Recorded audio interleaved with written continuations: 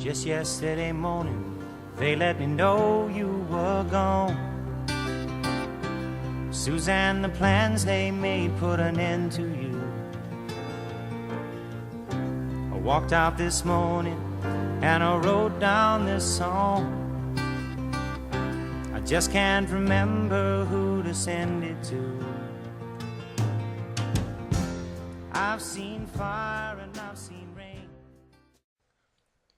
At 4 a.m. on March 28, 1979, the worst accident in the history of the U.S. nuclear power industry begins when a pressure valve in the Unit 2 reactor at 3 Mile Island fails to close. The open valve allowed large amounts of nuclear reactor coolant to escape. Signals available to the operator failed to show that the valve was still open. As a result, cooling water poured out of the stuck open valve and caused the core of the reactor to overheat. The accident caught federal and state authorities off guard. They were concerned about the small releases of radioactive gases that were measured off-site by the late morning of March 28, and even more concerned about the potential threat that the reactor posed to the surrounding population. They did not know that the core had melted, but they immediately took steps to try to gain control of the reactor and ensure substantial cooling to the core. Subsequently, on March 31st, the presence of a large hydrogen bubble in the dome of the pressure vessel, the container that holds the reactor core, stirred new worries. The concern was that the hydrogen bubble might burn or even explode and rupture the pressure vessel. If this happened, the core would fall into the containment building and perhaps cause the release of the radiation that was being contained. The crisis ended when the experts determined on Sunday, April 1st, that the bubble could not burn or explode because of the absence of oxygen in the pressure vessel. Further, by that time, the utility had succeeded in greatly reducing the size of the bubble. The accident was caused by a combination of personal errors, defects in the device, and component failures. There is no doubt that the accident at 3 Mile Island permanently changed both the nuclear industry and the NRC. Even though it led to no deaths or injuries to plant workers or members of the nearby community, it brought about sweeping changes involving emergency response planning, reactor operator training, human factors engineering, radiation protection, and many other areas of the nuclear plant operations. It also caused the U.S. Nuclear Regulation Commission to tighten and heighten its regulatory oversight. All in all, the 3 Mile accident wasn't a disaster, but a life-changing accident that helped create awareness in our society today.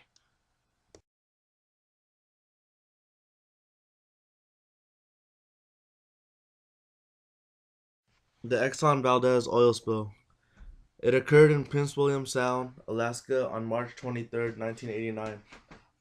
A man by the name of Exxon Valdez, the oil supertanker, was operating the tanker headed for Long Beach, California with almost 54 million gallons of crude oil on board.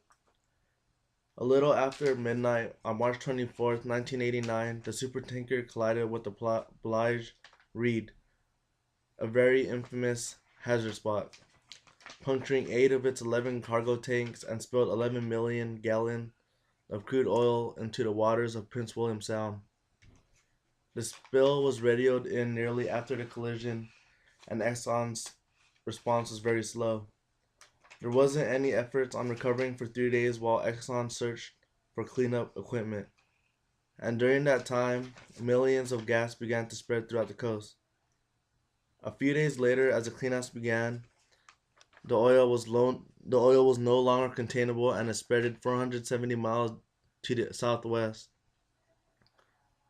With this incident, it caused many deaths in the sea, such as 250,000 seabirds, 2,800 sea otters, and 12 river otters, 300 harbor seals, and 247 bald eagles. Also, there are many things that they could have done to avoid this incident, such as bringing more equipment, hiring a more organized staff crew, and the third mate failed and didn't maneuver the vessel in proper ways, which led to excessive workload fatigue. Also, the captain was reported asleep during the crash.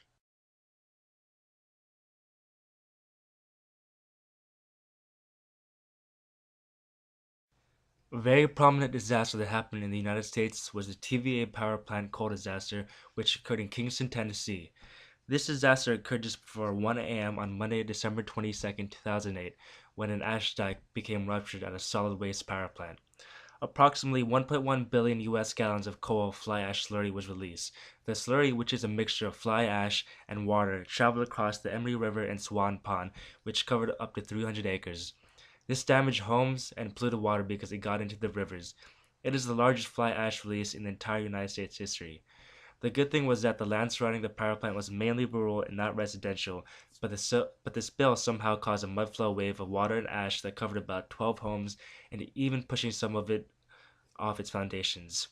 There were wild speculations about how people believe the spill could have been completely avoided if proper safety measures were taken into heavy account before the accident.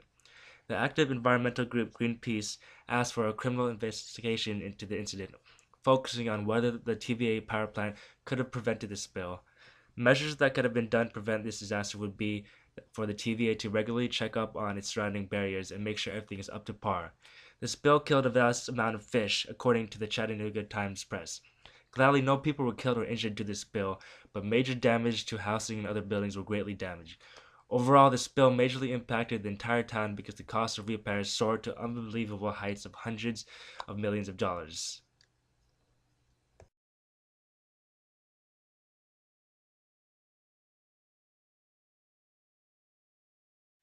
On April 20th, 2010, the Gulf of Mexico was being exploded into deep water horizons with gallons of oil being leaked into the ocean. Many oil spills have occurred in the past years, such as the Exxon Valdez tanker of 1989. But this oil spill has been considered to be one of the worst oil spills ever to occur in our U.S. history today. With over 205 million gallons of oil released into the Gulf, it has caused a more greater threat to having endless months of leaking oil damaging more than just the ocean. Experts say that the attendant pressures and learning curve parameters are what caused the oil spill to happen. On September 19, 2010, the oil wells was successfully plugged in and was declared as the effectively dead Gulf of Mexico.